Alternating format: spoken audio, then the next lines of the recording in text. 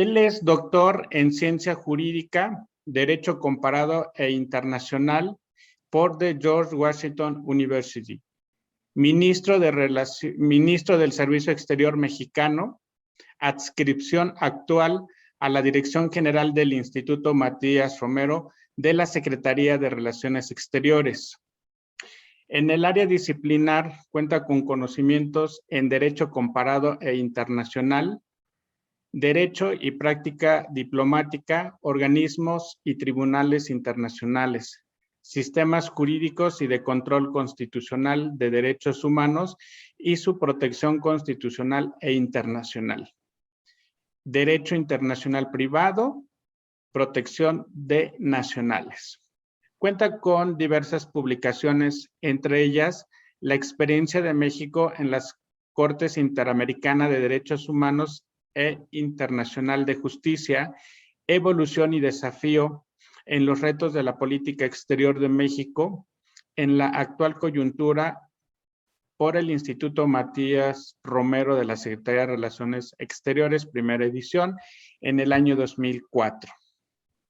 Asimismo, con la publicación Doe versus Cedillo, el caso Acteal, el Alien Tort Status y el Estado de Derecho Nacional e Internacional, editorial Porrúa en el año 2013. También cuenta con la publicación titulada La Constitución de 1917 y el Derecho Internacional en la Era Trump, por la Facultad de Derecho de la UNAM en el año 2018. La siguiente publicación se denomina Desarrollos del Derecho Internacional Privado, Nuevas Tecnologías y el Proyecto de Código Nacional de Procedimientos Civiles y Familiares. Una ventana de oportunidad para la armonización normativa. En coordinación con Pérez Nieto Leonel, hacia un derecho judicial internacional, con las ponencias del Seminario de Derecho Internacional Privado y Comparado en la Escuela Judicial del Estado de México, Academia Mexicana de Derecho Internacional Privado y Comparado A.C. Primera edición 2019, así como la de Mexican Consular and Diplomatic Function por la Mexican Law Review, volumen 2, número 1, México, julio del año 2019, mayo 2020. Por último, cuenta con las distinciones recibidas. Primer lugar, tenemos Premio Felipe Tena Ramírez sobre Derechos Humanos por la Facultad de Derecho de la UNAM, edición 1989, con la tesis profesional México y el protocolo facultativo del Pacto Internacional de Derechos Civiles y Políticos. También ha tenido la distinción en primer lugar del concurso de ensayo César Sepúlveda en ocasión del 30 aniversario del Instituto Matías Romero en el año 2004, con el trabajo referido en el número 1. Bienvenido, ministro Jorge Cicerón Fernández, a este espacio académico que está organizado por el Centro de Relaciones Internacionales a través de la materia de Derecho Internacional Privado. No, pues muchísimas gracias, maestro Cristian Castro. Es muy grato poder compartir con ustedes, pues, más que una conferencia, una plática, unos momentos que podamos compartir algo de lo que es el servicio exterior, la Cancillería, el Instituto Matías Romero y en particular la protección a los connacionales en el exterior. Tarea prioritaria ciertamente de todo el servicio exterior mexicano, de la Cancillería y del servicio exterior mexicano en su conjunto, no nada más de los cónsules.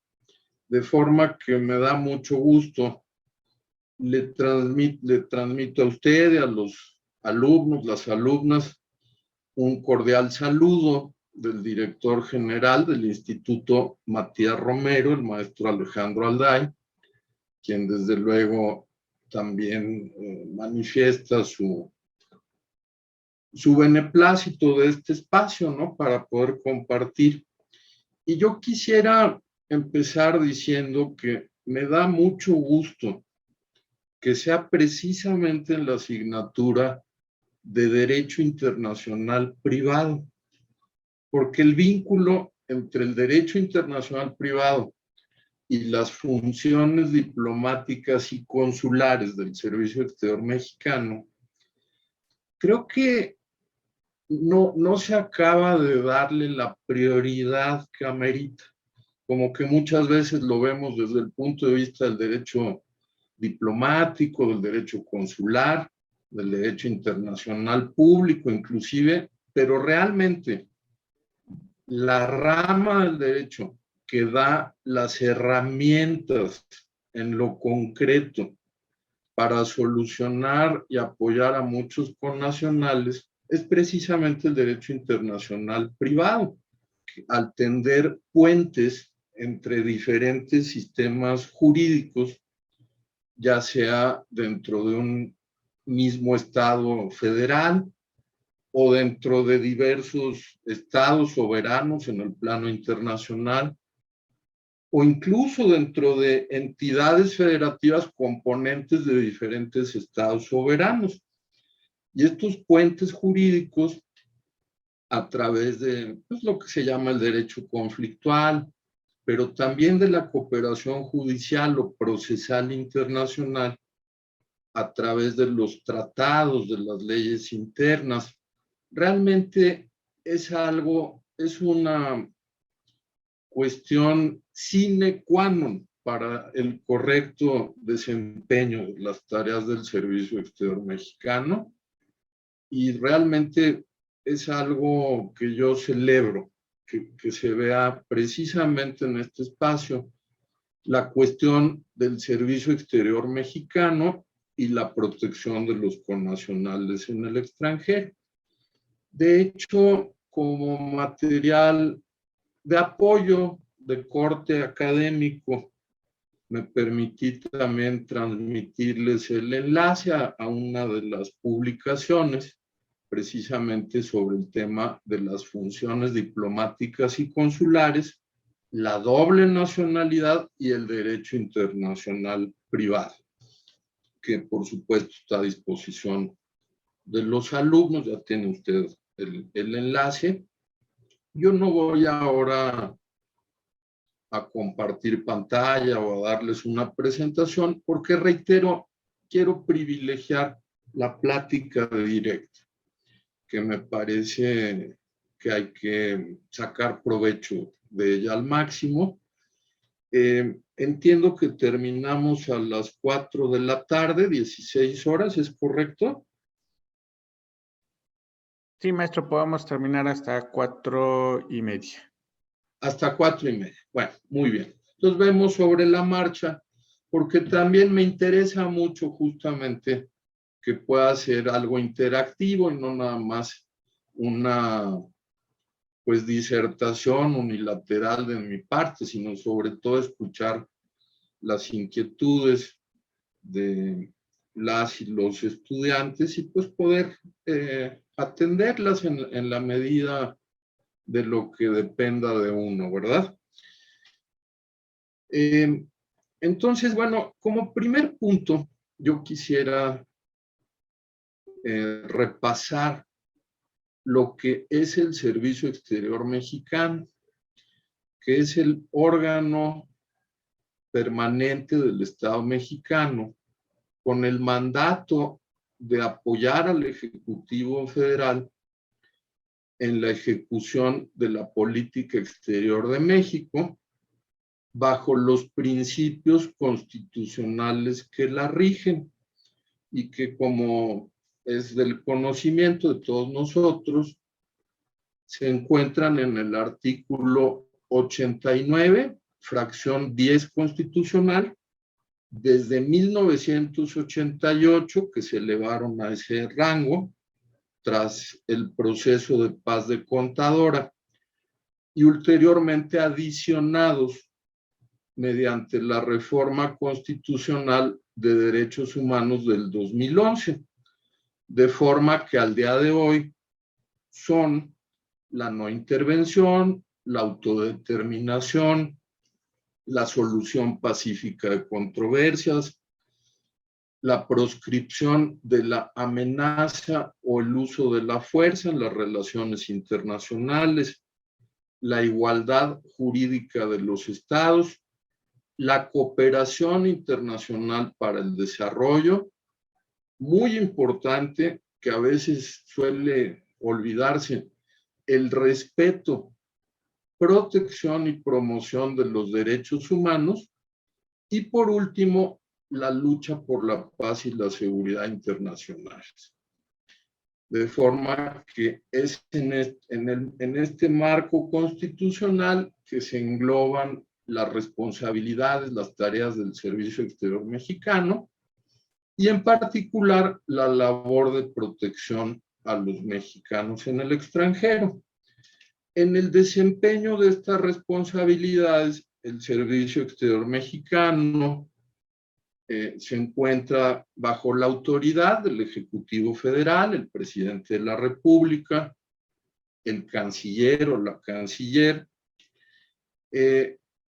y la Cancillería, que es también el marco institucional a través del cual se administra el servicio exterior, pues rige su marco normativo, pues desde luego la Constitución General de la República, la Ley Orgánica de la Administración Pública Federal y la Ley del Servicio Exterior Mexicano, entre otros ordenamientos, también el Reglamento Interior de la Secretaría de Relaciones, el reglamento del propio Servicio Exterior Mexicano, etc. Por supuesto, otra serie de leyes que pueden ustedes consultarlas en la página de la Secretaría. Un componente muy particular de esa normatividad a nivel constitucional es también lo referente a la nacionalidad mexicana y a la doble o múltiple nacionalidad, a lo que me voy a referir un poquito más adelante. El Servicio Exterior Mexicano, como también sabemos, es pues el servicio civil de carrera más antiguo de México, y que data prácticamente de la independencia de México como Estado nacional, y que se ha ido consolidando a través de muchos años. Anteriormente había una rama consular, otra rama diplomática, finalmente se unieron en una sola rama diplomático-consular que en plano de igualdad trata ambas partes de esta política exterior. Ciertamente los documentos fundamentales del ejercicio y desempeño del servicio exterior, además de su propia ley del ramo, lo son, como también sabemos, las convenciones de Viena, respectivamente, sobre relaciones diplomáticas y sobre relaciones consulares, en las cuales se delinean muy bien los grandes marcos de derecho internacional, dentro de los cuales se ejercitan las funciones diplomáticas y consulares. Quiero traer a su atención, reiterar, que bajo la ley del Servicio Exterior Mexicano, la protección de la dignidad y los intereses de los mexicanos en el extranjero, dentro de los límites y los parámetros del derecho internacional, le corresponde al Servicio Exterior Mexicano en su conjunto, no nada más a aquellos miembros del Servicio Exterior acreditados como agentes consulares. Esto es muy importante, porque si lo concatenamos con el último principio de política exterior adicionado a la Constitución en el 2011, referente a la defensa de los derechos humanos, pues vemos que aunque en la actualidad está reconocido que los derechos humanos no dependen de la nacionalidad de una persona, sino que se basan en los atributos del ser humano, de la dignidad humana, como lo reafirma, por ejemplo, el preámbulo de la Convención Americana sobre Derechos Humanos. No obstante, es prioritario velar porque nuestros connacionales en el extranjero gocen de sus derechos humanos en plano de igualdad ante la ley del país donde se encuentren, en plano de igualdad bajo el derecho internacional y que no sufran discriminación alguna por su origen nacional mexicano. ¿Sí me explico? Entonces, pareciera contradictorio, pero no lo es. En el derecho internacional privado, normalmente, tradicionalmente, muchos derechos, el estatuto personal, etcétera, se basan en la nacionalidad, pero para evitar la discriminación, y en este sentido, pues concuerda con el derecho internacional de los derechos humanos, que busca proscribir toda forma de discriminación. Esto es muy importante. Las funciones consulares, bueno, pues están enunciadas de forma ilustrativa, no limitativa ni exhaustiva, en la Convención Consular de Viena, y por supuesto le dan prioridad a la protección y asistencia de nacionales del Estado que envía al agente consular dentro de la circunscripción correspondiente del Estado receptor. Pero también hay otra serie de funciones consulares. Por cierto, cuando hablamos de asistencia consular o de protección consular, es una cuestión de grado. Incluso puede haber orientación consular, asistencia consular y ya propiamente protección consular y, llegado el caso, protección diplomática. Son grados escalonados, ¿no?, en la protección de los derechos, y también con mucho gusto ahora podemos en un momento repasar a qué nos estamos refiriendo. Les decía que hay otras funciones consulares, por ejemplo, en materia de transmisión de comunicaciones judiciales, también llamadas cartas rogatorias, exhortos, comisiones rogatorias, que si bien en apariencia no se vincularían directamente con la protección, en la práctica y en el fondo son muy importantes, porque precisamente una rama importante de la protección a los nacionales es el derecho de familia. Entonces tenemos que hay convenciones de derecho internacional privado, ya sea interamericanas o de la Conferencia de la Haya sobre Derecho Internacional Privado, que tienen que ver con las pensiones alimenticias internacionales o con los aspectos civiles de la sustracción de menores, o inclusive con las notificaciones y emplazamientos de juicios a personas que se encuentran en el extranjero. Pues, por ejemplo, si una pareja de connacionales inicia un proceso de divorcio en Estados Unidos y uno de ellos retorna a territorio nacional, pues habrá que notificarle para que comparezca a juicio, para que tomen efecto las resoluciones judiciales del juez americano. Y ahí entran en juego estos tratados de derecho internacional privado, por ejemplo, las convenciones de La Haya sobre notificaciones en el extranjero, sobre obtención de pruebas en el extranjero, y que si bien prevén el desahogo consular o la transmisión consular o diplomática de estas comisiones rogatorias, que se previeron desde el inicio, desde los trabajos preparatorios de la Convención Consular de Viena, para armonizarla con los tratados de la Conferencia de La Haya. Es muy importante tener en mente que mucha de esta labor se hace vía autoridades centrales.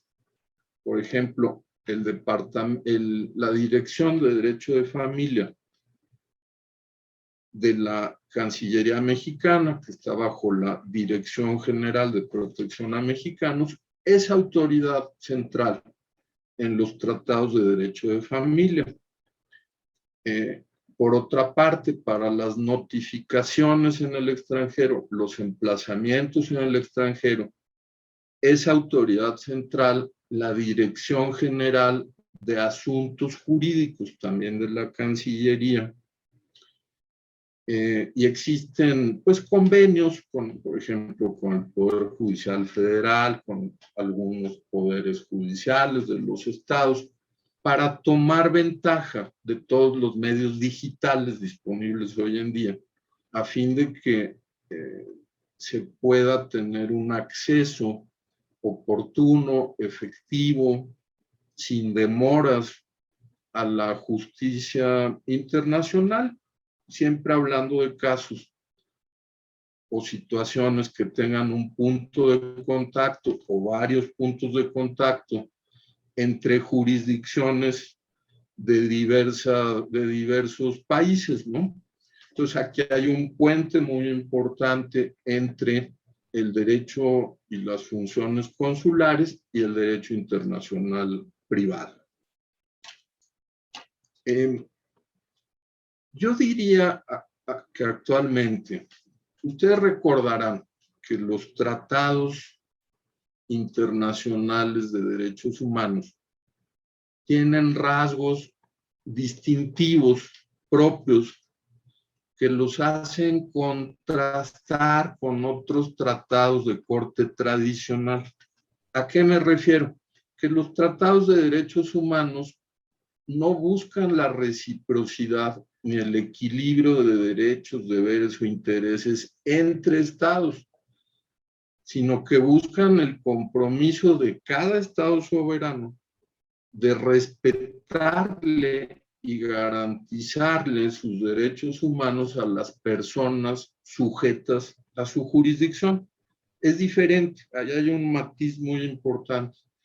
Los tratados de derecho internacional privado o que tienen vinculación con el derecho internacional privado, como es el caso también de diversos tratados, no solo de la OEA, de la Haya, sino del Consejo de Europa y otras instancias. Normalmente tenían este componente muy fuerte de reciprocidad internacional. Primero, o llevando prioridad eso sobre los derechos e intereses de los individuos. Pero crecientemente vemos en los tratados de derecho internacional privado, por ejemplo, sobre sustracción internacional de menores o sobre alimentos, sobre contactos y visitas de familiares en casos de que los menores estén en familias separadas, etcétera. Crecientemente vemos que los tratados de derecho internacional privado se remiten y se rigen también por estándares de derechos humanos. En el derecho de los derechos humanos a nivel interamericano, en la jurisprudencia consultiva de la Corte Interamericana de Derechos Humanos, existe una categoría de tratados que les llama la Corte los tratados concernientes a la protección de los derechos humanos, distintos de los tratados cuyo fin principal o exclusivo sea la protección de los derechos humanos. Me explico. Por ejemplo, la Convención de Viena sobre Relaciones Consulares no es un tratado de derechos humanos, y sí es un tratado tradicional en que los estados parte buscan una reciprocidad y un equilibrio de intereses. Por ejemplo, en materia de inmunidades. Si tú no me respetas la inmunidad de mis agentes consulares, pues yo también se las voy a restringir. Pasó con un caso muy sonado de la cónsul alterna de la India, en Nueva York, que la sometieron a prisión preventiva y a un registro corporal por irregularidades en la contratación de una empleada doméstica. Y esto generó un furor en la India y le retiraron todas las protecciones a la Embajada de Estados Unidos. Finalmente se recompuso la relación, pero les pongo eso como ejemplo de que ahí se buscó un equilibrio de intereses entre los estados bajo la reciprocidad. Sin embargo, la convención, además en ese caso recordemos que la inmunidad consular es restringida a diferencia de la inmunidad diplomática, que es absoluta o en general era absoluta, aunque hay ciertas restricciones. Entonces ese caso que les digo de la India y de Estados Unidos se resolvió cuando acordaron readscribir a la cónsul a la misión de la India ante la ONU, y entonces ya adquirió inmunidad plena y pudo regresar a su país. Pero les decía yo, volviendo a la Convención de Viena sobre relaciones consulares, tiene el artículo 36 que se llama comunicación con los nacionales del estado que envía, en el cual está prevista la famosa notificación, acceso y visitas consulares a personas de la nacionalidad del estado que envía, que sean arrestadas o detenidas o sometidas en cualquier forma a prisión preventiva. Hay la obligación de preguntarles si desean recurrir a la protección consular del país de su nacionalidad. Ustedes recordarán que esta situación fue ignorada hace ya algunos años repetidamente en casos de pena de muerte a nacionales mexicanos en Estados Unidos, lo que suscitó por parte de México, bueno, primero agotar todos los recursos en la jurisdicción interna, en Texas, en otras entidades federativas, luego irse a las instancias federales, después se pidió una opinión consultiva, la OC 16/99 de 1999, promovida por México, que aunque no se consideraba vinculante, pues fue algo que se consideró muy importante, pedir la opinión de la Corte, porque diversas autoridades, sobre todo locales de Estados Unidos, decían que el no haberle informado al cónsul, pues era algo que ellos llamaban el harmless error, un error inocuo, que no tenía en realidad ningún efecto real en el desenlace de los procedimientos de pena de muerte. Entonces México pidió la opinión a la Corte, se admitió a consulta, y la Corte determinó que ese artículo 36 de la Convención de Viena, aunque la Convención no es un tratado de derechos humanos, ni es su fin principal la protección de los derechos humanos, sino la cooperación entre los estados, o establecer un cierto equilibrio entre estados en esa materia, determinó que el artículo 36 contiene derechos no solamente de los estados, sino también de las personas afectadas, concernidas. Entonces, ese es un ejemplo de un tratado concerniente a la protección de los derechos humanos en el lenguaje de la jurisprudencia interamericana. Y a mí me parece que muchos tratados de derecho internacional privado o crecientes tratados de derecho internacional privado, como los de sustracción de menores, recaen ya en esa categoría. Es muy claro que tienen una incidencia directa con los derechos humanos y que no se pueden desligar.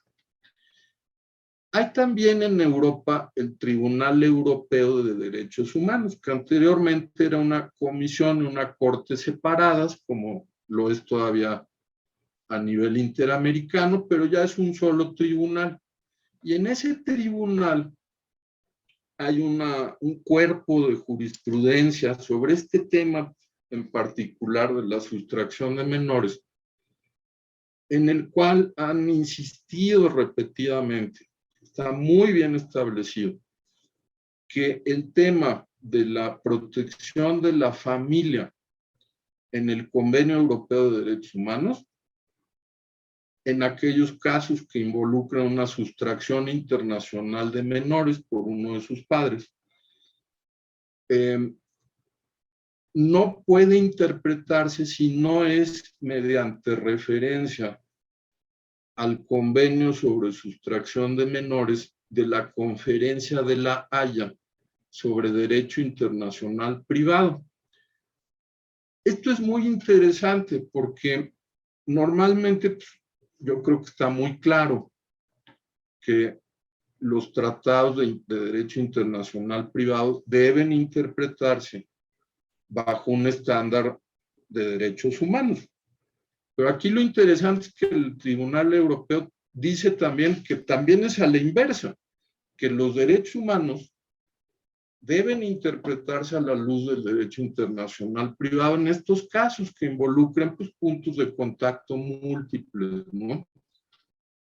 Con varias jurisdicciones. ¿Voy bien hasta aquí?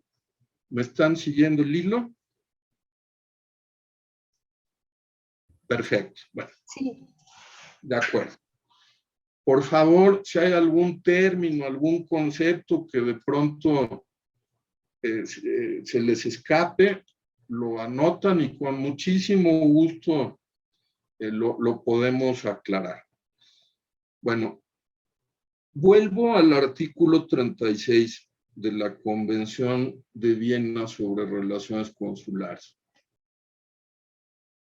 Una vez que la Corte Interamericana da su opinión consultiva favorable a México y a los mexicanos en el sentido de que no puede haber debido proceso en un caso de pena de muerte si no hay el apoyo consular. Hubo dos casos ante la Corte Internacional de Justicia. Uno, el caso Brerd, que fue de Paraguay contra Estados Unidos, un nacional paraguayo también sentenciado a muerte y ejecutado en Virginia, si mal no recuerdo. Y en ese caso, Paraguay, ante la ejecución de su connacional, retiró su caso de la corte, se desistió.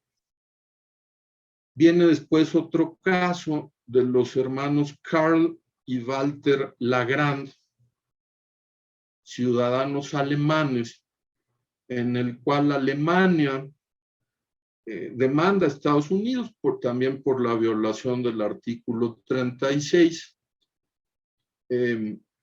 también en pena de muerte, también involucraron ejecuciones, y ahí se da una situación interesante, que fue que bajo el estatuto de la Corte Internacional de Justicia, México tenía derecho a intervenir en ese caso como tercero interesado. O sea que aunque no fuera parte México, pues obviamente era un precedente que pudiera afectar a nuestros connacionales y se da la oportunidad de participar. Nada más que de haber intervenido México, habría tenido que aceptar como vinculante, como obligatoria, la sentencia de la Corte Internacional de Justicia. Entonces México examinó muy bien, valoró muy bien si valía la pena y se llegó a la conclusión de que mejor armábamos nuestro propio caso por el número y la magnitud de los connacionales que teníamos en pena de muerte. Y es así como México arma el caso Avena y otros nacionales mexicanos, México contra Estados Unidos, que benefició o que abarcó a 51 connacionales. O sea, México dijo, mejor armamos bien nuestro caso, armamos bien los expedientes de cada connacional, nos adherimos al protocolo de solución de controversias de la Convención de Viena sobre relaciones consulares y hacemos nuestro propio caso. Y efectivamente México lo presenta en el 2003, en el 2004 se obtiene una sentencia favorable, la Corte Internacional de Justicia emite lo que se llaman las medidas provisionales para que no fuera ejecutado ningún connacional mientras se duraba el procedimiento, que no hubiera un daño irreparable. México designa, también bajo el estatuto de la Corte Internacional de Justicia, designa como lo que se llama su juez ad hoc, porque no había jueces mexicanos en ese momento, al embajador emérito y ex canciller Bernardo Sepúlveda Amor. Y es tan exitosa la participación del juez ad hoc que incluso después lo eligieron ya como juez numerario de la Corte Internacional de Justicia, incluso fue vicepresidente. Todo esto se los comento para que vean el beneficio que tuvo ese caso para México. Y México ya había tenido jueces en la Corte Internacional de Justicia, pues el juez Córdoba, por ejemplo, había sido juez ad hoc Castañeda de la Rosa, etcétera, pero realmente fue muy importante que otra vez se reanudara la presencia de México en la Corte. Después México hace una solicitud de interpretación de sentencia y pide nuevas medidas provisionales. Estamos ya hablando del 2008, 2009. Y pese a ello, en Estados Unidos, en Texas, se ejecuta al connacional José Medellín.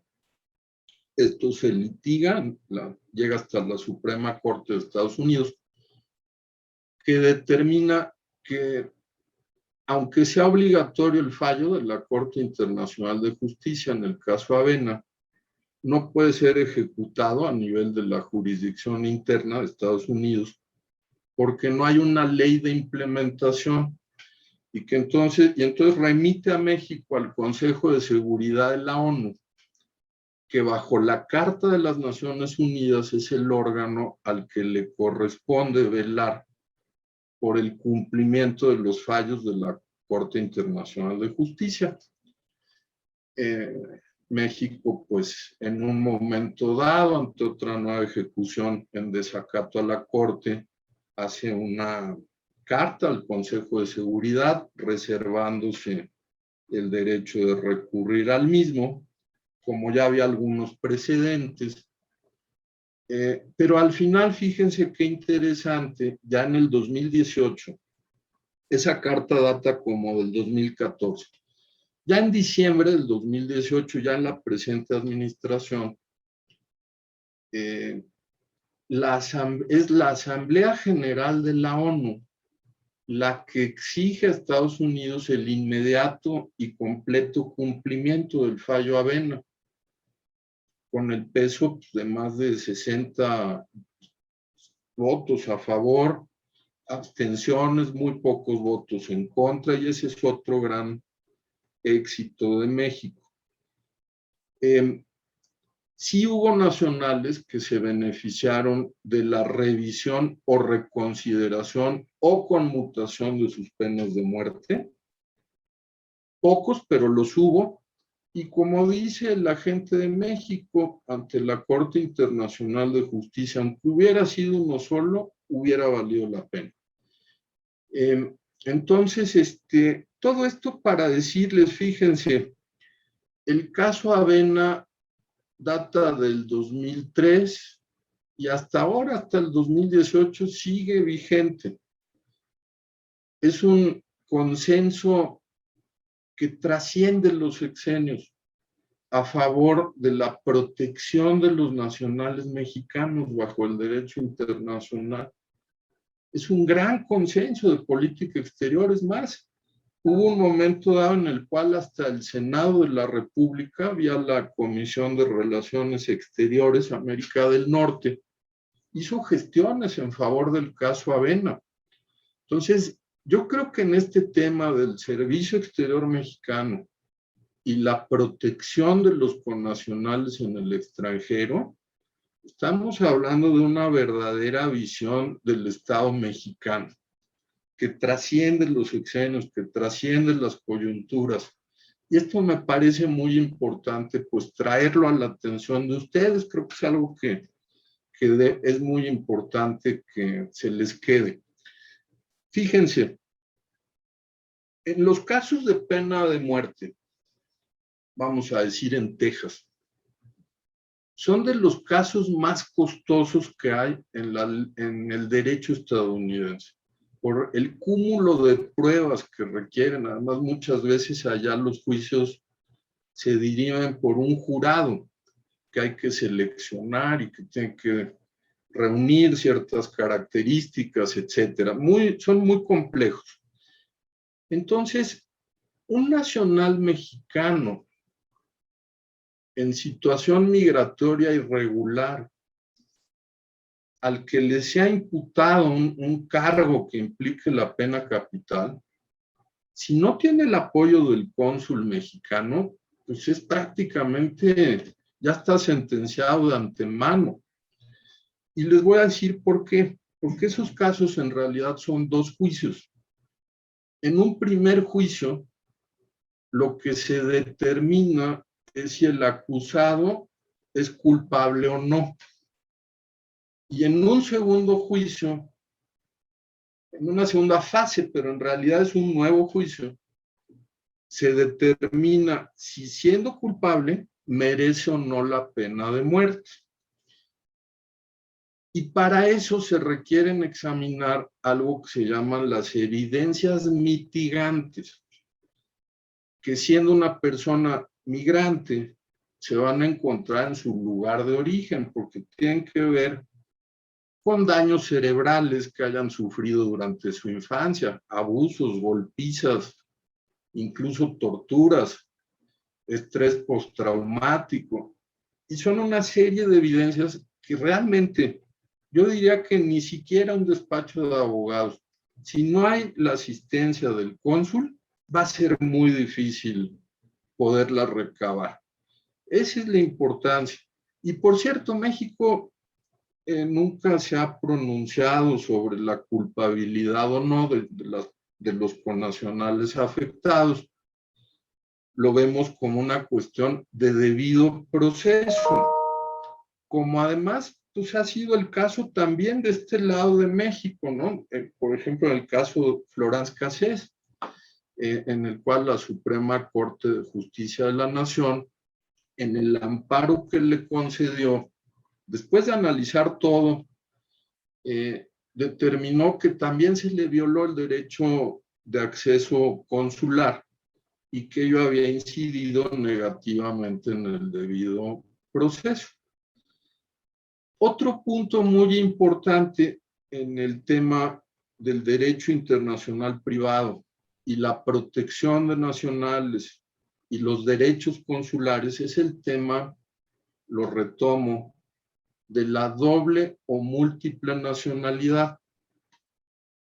Porque obviamente la Convención de Viena te dice que puedes proteger a tus nacionales, Pero ¿qué ocurre con personas de doble nacionalidad?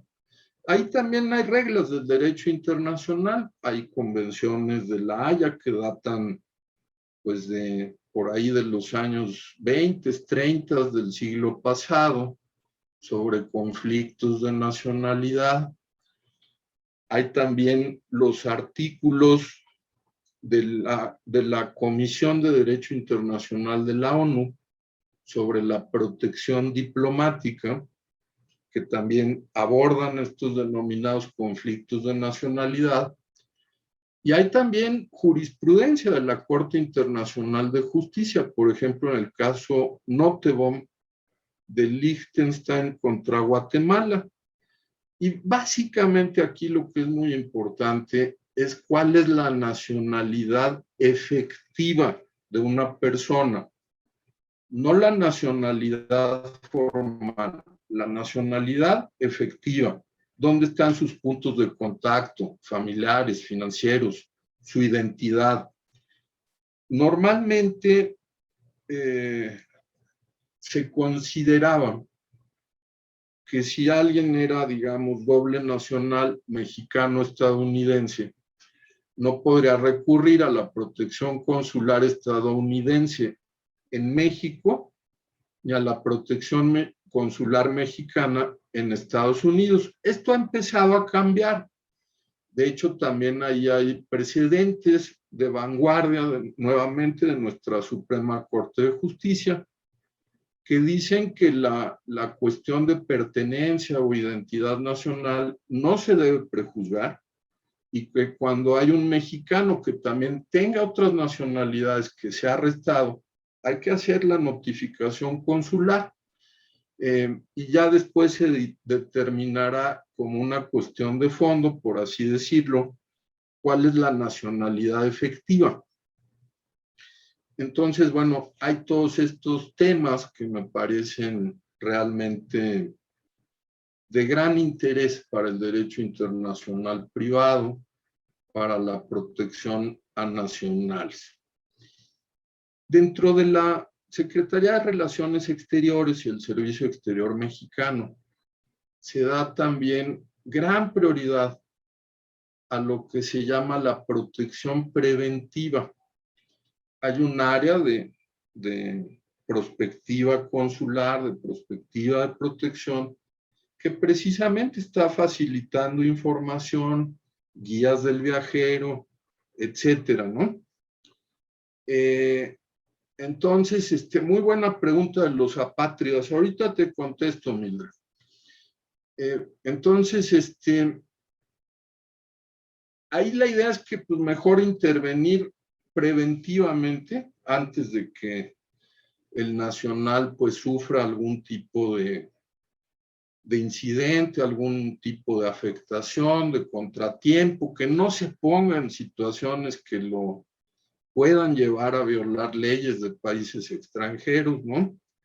Entonces también esa parte yo quisiera destacarla.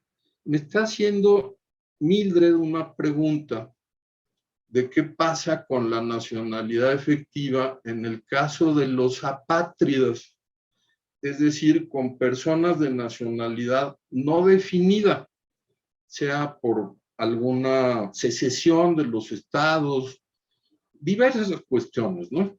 Y ahí la tendencia también en el derecho internacional es que el estado de su residencia habitual sea quien le supla y le brinde esa protección a nombre de la comunidad internacional, porque recordemos que los apátridas, los refugiados, tienen un estatuto que no depende de que se lo otorgue el país donde se encuentren, más bien se lo reconoce. Quien lo otorga es la comunidad internacional bajo las convenciones en la materia. Y también recordemos que otra tendencia incipiente, pero también ya la hay en el derecho internacional, es dar esta misma protección consular o en su caso diplomática a personas bajo estatuto de refugiado.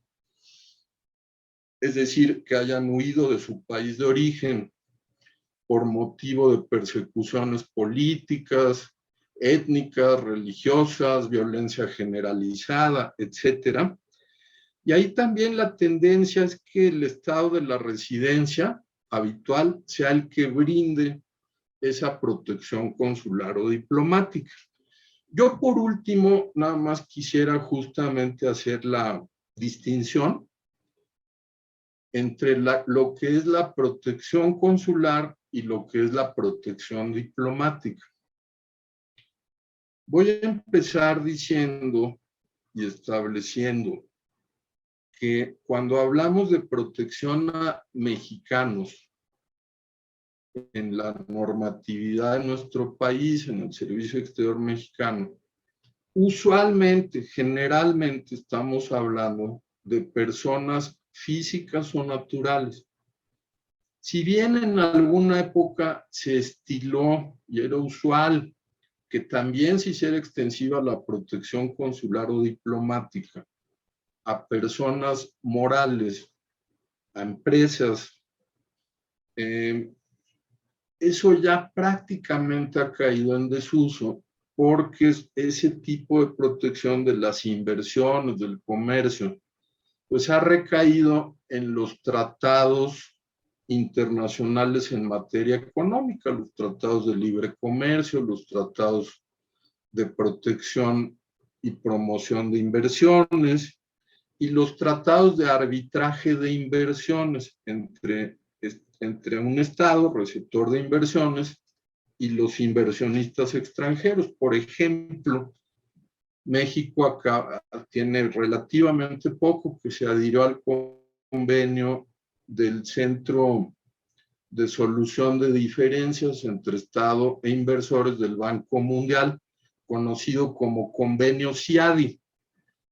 En el convenio revisado, modernizado México-Unión Europea, el Acuerdo Global, que sus negociaciones de actualización concluyeron el año pasado, en 2020, incluso se va un paso más allá y ahí hay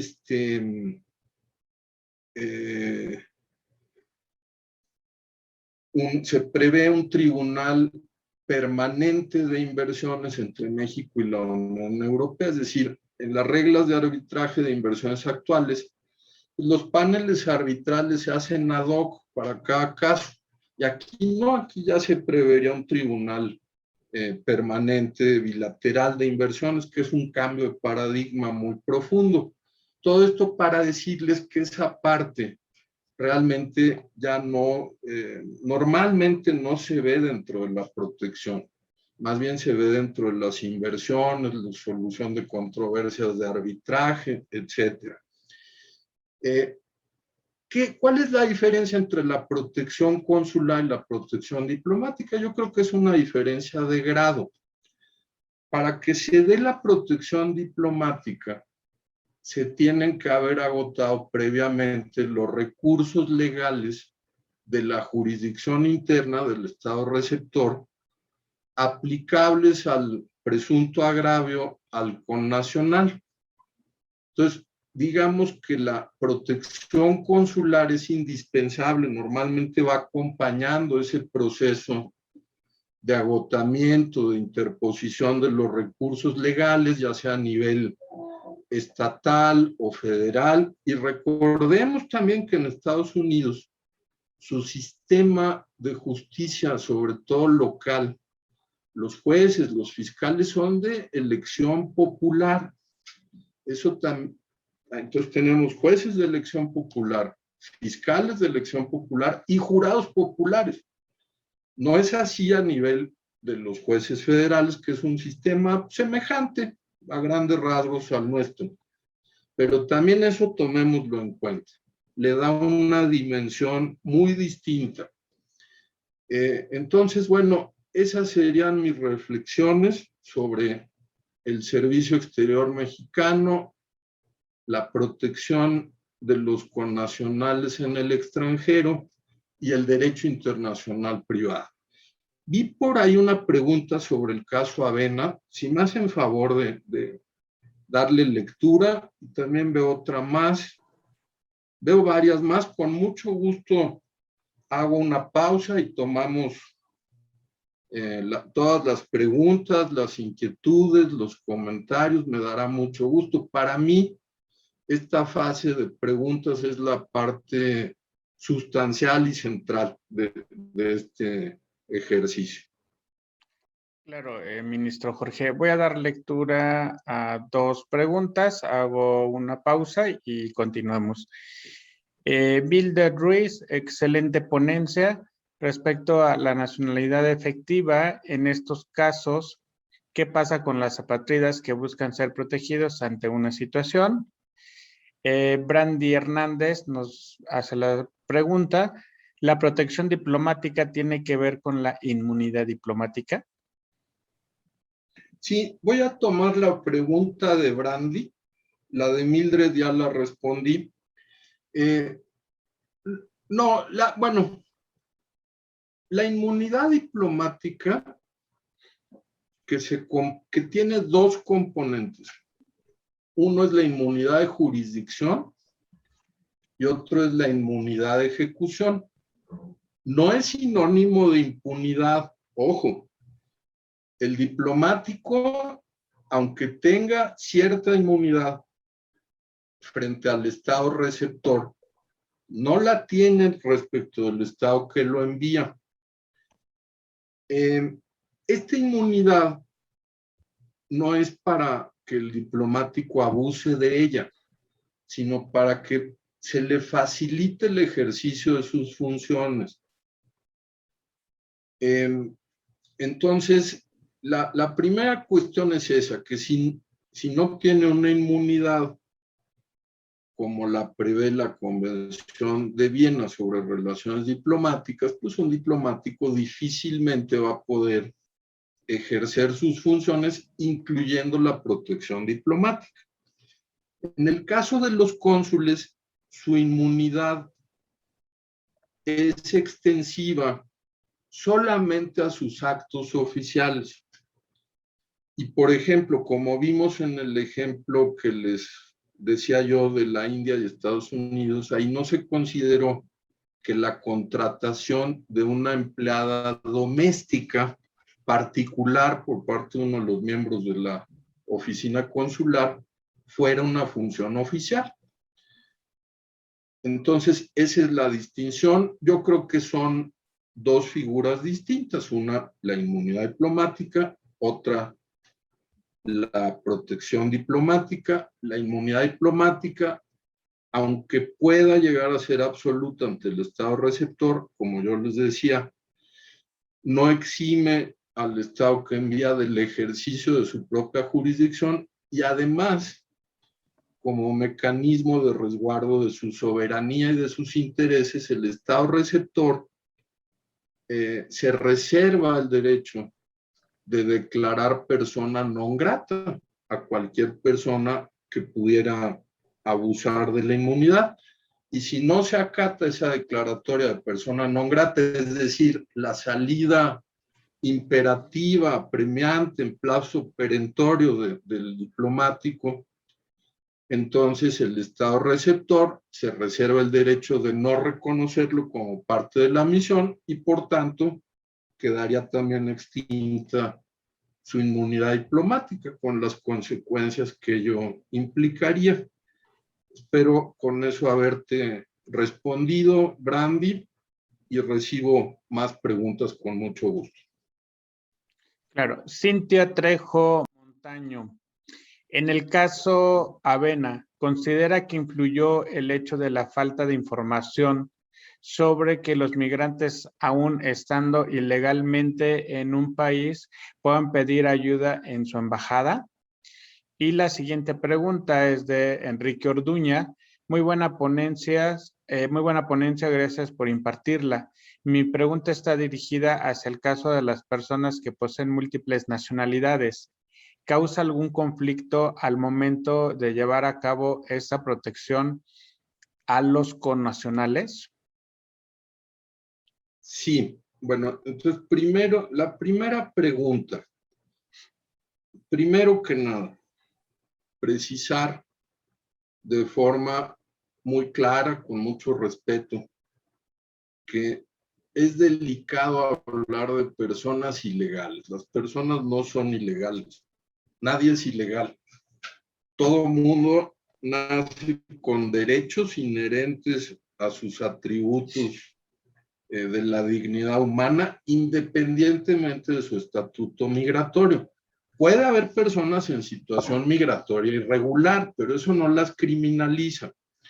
Y justamente en el caso de las penas de muerte a nacionales mexicanos en Estados Unidos que suscitaron el caso Avena, uno de los problemas era justamente que siendo juicios por jurado, juicios pues por situaciones delicadas con autoridades electas localmente, el hecho de que a alguien se le etiquete como migrante ilegal, illegal alien, ya de entrada es un estereotipo que puede viciar su acceso al debido proceso.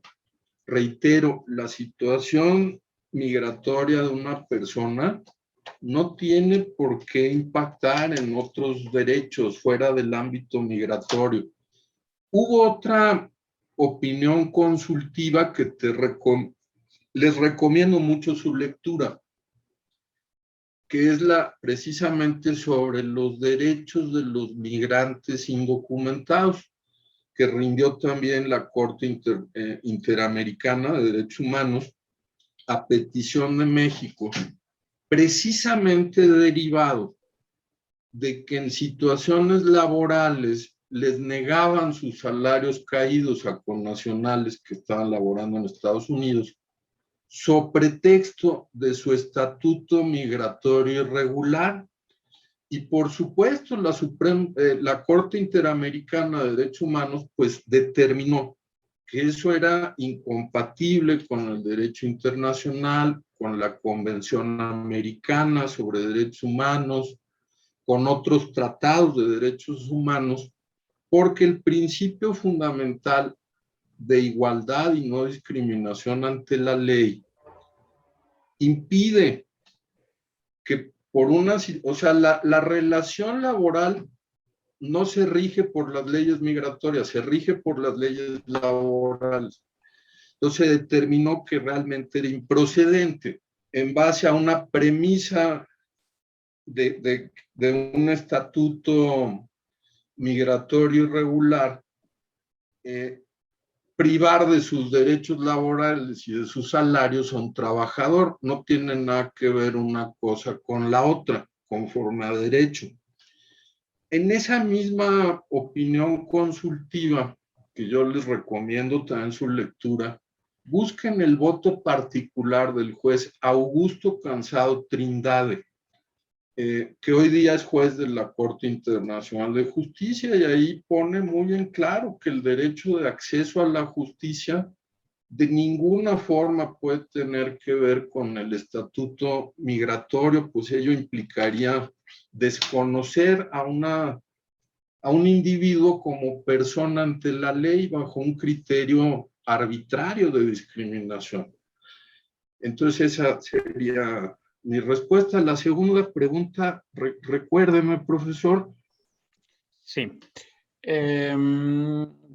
¿Causa algún conflicto al momento de llevar a cabo esa protección a los connacionales en el caso de las múltiples nacionalidades?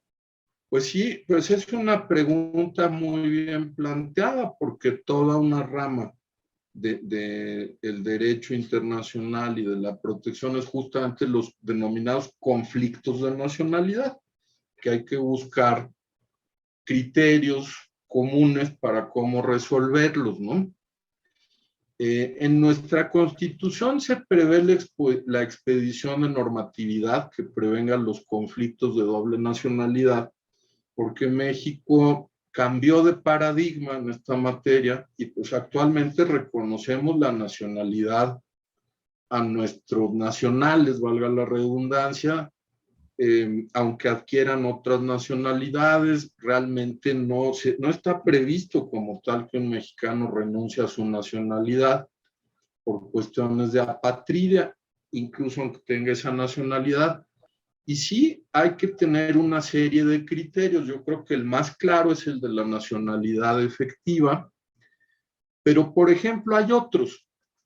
Si tú vas a proteger a un nacional en un tercer país del cual no es nacional, como sucedió en el caso de los atentados terroristas en el Bataclan de París, que había personas mexicanas con otras nacionalidades.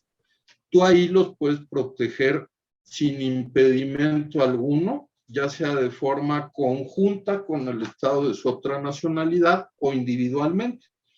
Pero, por ejemplo, vamos a decir que un mexicano que también tenga la nacionalidad del Estado receptor donde se encuentre, busque la protección de México porque lo discriminan por su mexicanidad, por su origen nacional. Yo creo que ahí también pues procede perfectamente que México vele por los derechos humanos de ese nacional.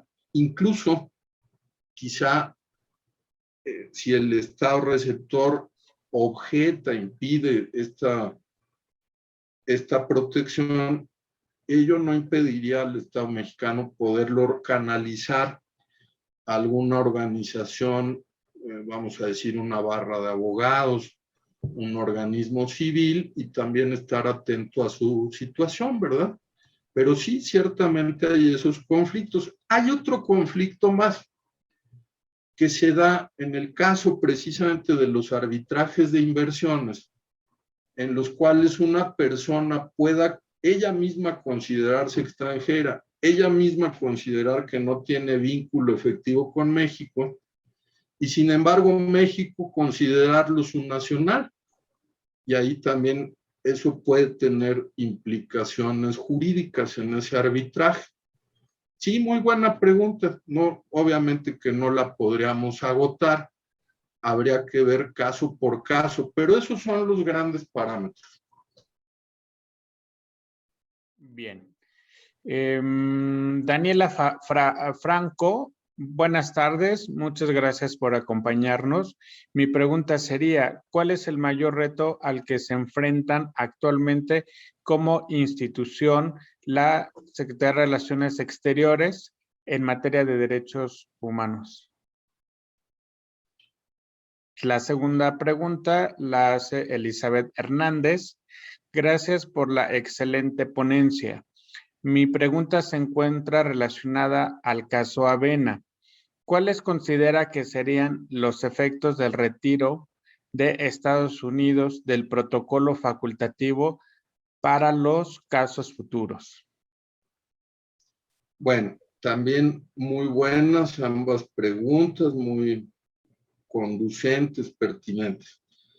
Bueno, los retos en materia de derechos humanos habría que distinguir. Yo entiendo que aquí estamos hablando de derechos de los nacionales en el exterior, y ahí me parece que un reto es justamente estar reforzando los cuadros de recursos humanos capacitados del Servicio Exterior Mexicano. Realmente es muy importante que siga habiendo los concursos de ingreso, pero no nada más reforzar el personal de carrera.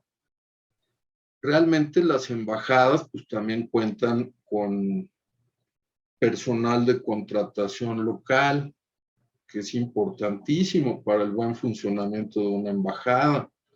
Tenemos la rama técnico-administrativa del Servicio Exterior Mexicano, crucial también para las labores de protección. Entonces, yo creo que yo lo identificaría como un reto permanente, el estar reforzando en ese sentido al Servicio Exterior Mexicano. Tenemos actualmente realmente compañeros que virtualmente se desdoblan, ¿no?, para poder atender todas las necesidades. Porque además, pues esto no es un trabajo así nada más, no es un trabajo, es una vocación de vida, es una vocación de servicio. Tú En el momento en que estás en el exterior, incluso en México, viendo labores de protección, pues tú te debes a los nacionales y a sus intereses, y ahí no hay horarios. A la hora en que se presente algo lo tienes que atender. Entonces, al tiempo de reconocer la alta mística del servicio de mis colegas del servicio exterior, incluso del mismo personal de contratación local de las embajadas, del personal aquí de la Cancillería, las servidoras públicas, los servidores públicos, que también son cruciales, y no necesariamente todos son del servicio exterior, hay un equipo, hay una familia, entonces hay que estar reforzando, porque a veces sí se puede llegar a trabajar en situaciones muy extremas, ¿no? En ese sentido. Pero bueno, pues es la responsabilidad que se asume y se saca adelante. Entonces, esa sería mi reflexión. Por el lado de los derechos humanos, está no solamente el principio constitucional de defensa de los derechos humanos como cuestión de política exterior, sino también, pues desde el 2011 se reformó el artículo primero constitucional y muchos otros para, en primer lugar, para dejar bien establecido que los derechos humanos no te los otorga ya la Constitución. Antes decía que las personas en México gozábamos de las garantías individuales que otorgaba la Constitución. A partir de esta reforma se dice que gozamos de los derechos humanos reconocidos en la Constitución y en los tratados internacionales de los que México sea parte. Muy distinto reconocer que otorgar. Entonces ahí hubo una reforma de fondo, incluso ahí ya la Suprema Corte ha reiterado la obligatoriedad como jurisprudencia, por así decirlo, constitucional, con rango constitucional, de la jurisprudencia de la Corte Interamericana de Derechos Humanos. Esto data del caso Radilla Pacheco contra México, en el cual la Corte Interamericana emitió un fallo muy importante en materia de fuero militar, y la Suprema Corte determinó que ese fallo era obligatorio, de obligatorio cumplimiento en la jurisdicción interna mexicana, al revés que la Corte Suprema de Estados Unidos. Realmente ahí de vanguardia nuestra Suprema Corte, y se establece una figura que se denomina el control ex oficio de convencionalidad, conforme al cual los jueces y en general las autoridades de la República tienen que verificar que los actos y las normas internas se ajusten no nada más a la Constitución, sino a la Convención Americana sobre Derechos Humanos y a la jurisprudencia de la Corte Interamericana que la interpreta. Y yo creo que ahí pues el reto es ampliar las garantías de protección de los derechos humanos. No por proclamar algo en la Constitución ya queda inmediatamente sujeto a una garantía, si entendemos por garantía un medio de control. Entonces yo creo que ahí realmente ese sería el reto permanente, no nada más de México, de todos los países de la comunidad internacional y en particular de los países miembros de la Convención Americana sobre Derechos Humanos. Son las 4:23, maestro. Última pregunta es de Adame Martínez Anel. Buenas tardes, muchas gracias por la ponencia. Yo quisiera saber si podría decirnos qué bibliografía se puede consultar específicamente para temas sobre obtener nacionalidad, múltiple nacionalidad, por naturalización, etcétera. ¿Algún libro que a usted le haya parecido un poco más fácil de comprender estos temas. Muchas gracias. Ana nos hace la siguiente pregunta. Hola, buenas tardes. Mi pregunta es, en el caso de que México no tenga representación en determinado país y una persona necesita ayuda consular, ¿qué pasa? Y Sí. bueno, la última, buenas tardes, mi pregunta es sobre el criterio de nacionalidad efectiva. ¿Esta se determina de acuerdo a la que más convenga al caso o depende del estado que de la protección? Con estas concluimos la serie de preguntas y respuestas. Lo escuchamos, ministro Jorge. Sí, muchas gracias, maestro. Bueno, primero que nada, se me está pasando una pregunta muy buena que me habían hecho, que era del retiro de Estados Unidos del protocolo facultativo de solución de controversias de la Convención Consular de Viena, en el que se basó la competencia de la Corte y la acción mexicana en el caso Avena. Bueno, nada más precisar ahí que el retiro no tendrá efectos retroactivos, o sea, el fallo Avena sigue siendo obligatorio y las medidas provisionales. Solo podrá surtir efectos para futuros casos, no para el caso Avena que ya está, que ya es cosa juzgada, como decimos los abogados.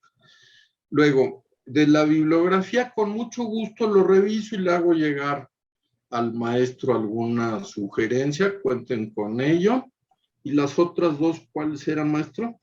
Las últimas dos. Sí, mire, es en el caso de que México no tenga representación en determinado país y una persona necesita ayuda consular, ¿qué procede? Bueno, otra gran pregunta. Ahí hay varios escenarios. El primero es lo que se llaman las concurrencias diplomáticas o consulares, es decir, que una misma oficina esté acreditada ante varios países o ante varias circunscripciones, si es consular.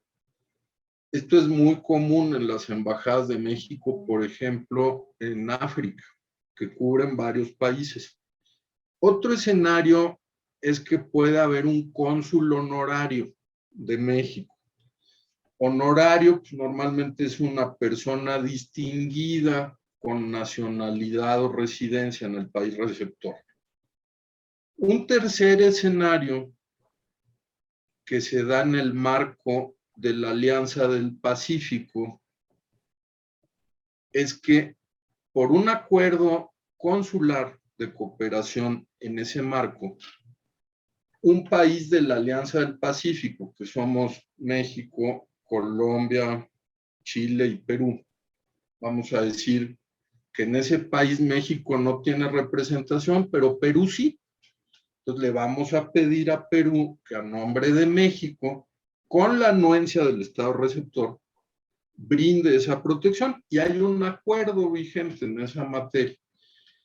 Entonces esa sería la posibilidad. Y otra más, bajo la Convención de Viena, es que se le pida a un tercer país, aunque no haya un acuerdo previo, que asuma la protección de ese nacional a nombre de México.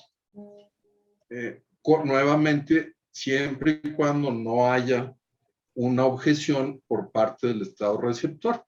Esos son los escenarios así a grandes rasgos. ¿Algo más, maestro?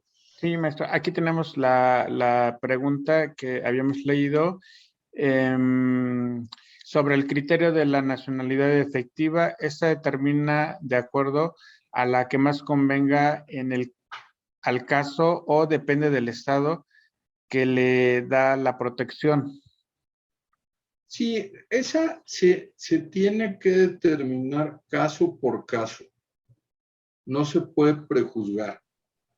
Y no es realmente a conveniencia, sobre todo del individuo, pero tampoco de los estados, sino realmente tiene que haber, ya sea que se junten los estados concernidos, se llegue a un acuerdo, o en último caso se someta a un tribunal nacional o internacional y que ya sea el que de forma independiente determine cuál es esa nacionalidad efectiva.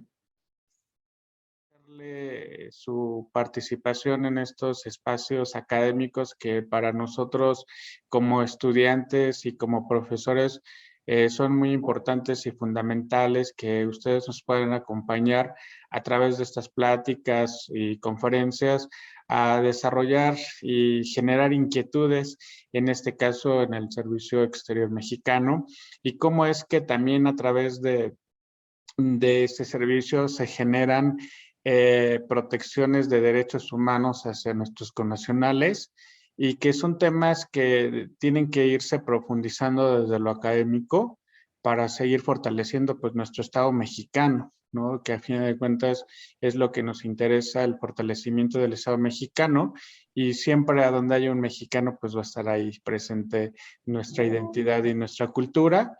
Agradecerle en nombre de la Universidad Nacional Autónoma de México, de la Facultad de Ciencias Políticas y Sociales y del Centro de Relaciones Internacionales su presencia en este evento que nos congratula. Pues ha sido muy grato, ha sido un privilegio, un gran honor poder compartir con ustedes, y por supuesto que no tiene por qué agotarse aquí la atención de cualquier inquietud que ustedes puedan tener. Subsiguiente, estamos por supuesto a su disposición en el Instituto Matías Romero, y pues les refrendo los saludos tanto de las autoridades del instituto como las mías en lo particular.